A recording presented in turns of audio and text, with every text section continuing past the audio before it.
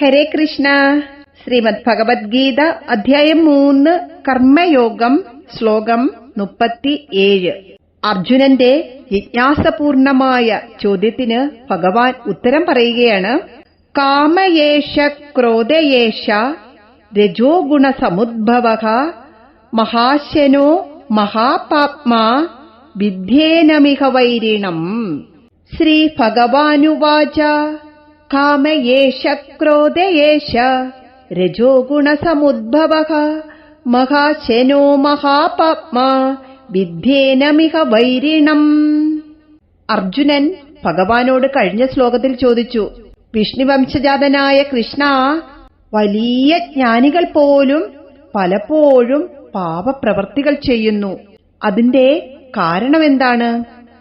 അർജുനന്റെ ജിജ്ഞാസപൂർണമായ ചോദ്യത്തിന് ഭഗവാൻ മറുപടി പറയുകയാണ്. അർജുന, രജോ ഗുണത്തിൽ നിന്നുദയം ചെയ്യുന്ന കാമം എത്ര കിട്ടിയാലും തൃപ്തി വരാത്ത മഹാപാപിയാണ്. മാർഗതടസ്സം നേരിടുമ്പോൾ ക്രോധമായി മാറുന്ന ഈ കാമം വലിയ ശത്രുവാണെന്ന് നീ മനസ്സിലാക്കുക. സാധകന്റെ ജ്ഞാനപ്രാപ്തിക്ക് വിഘാതമായി നിൽക്കുന്ന മുഖ്യ ശത്രുവാണ് കാമം. അവൻ മാർഗവിഘ്നമുണ്ടാക്കുമ്പോൾ ക്രോധമായി രൂപം മാറുന്നു. പ്രാപഞ്ചിക സുഖങ്ങളുടെ മരീചിക കാട്ടി അവൻ ജീവാത്മാക്കളെ മോഹിപ്പിക്കുന്നു. ഭൗതിക ശരീരത്തിന്റെ ഉൽപ്പത്തിക്ക് കാരണക്കാരായ കാമക്രോധങ്ങൾ ആത്മാവിനെ വിഷയസുഖങ്ങളുടെ തടവറയ്ക്കുള്ളിലാക്കുന്നു. രജോ ഗുണത്തിൽ ജനിച്ച് അജ്ഞത കൊണ്ട് പുഷ്ടി പ്രാപിക്കുന്ന കാമക്രോധങ്ങൾ പൂർണ്ണ വളർച്ചയ്ക്ക് തമോ ഗുണത്തെ ആശ്രയിക്കുന്നു.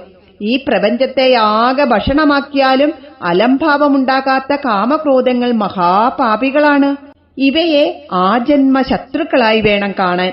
കാരണം ജ്ഞാനപ്രാപ്തിക്ക് തടസ്സം ഇവ രണ്ടും തന്നെയാണ്.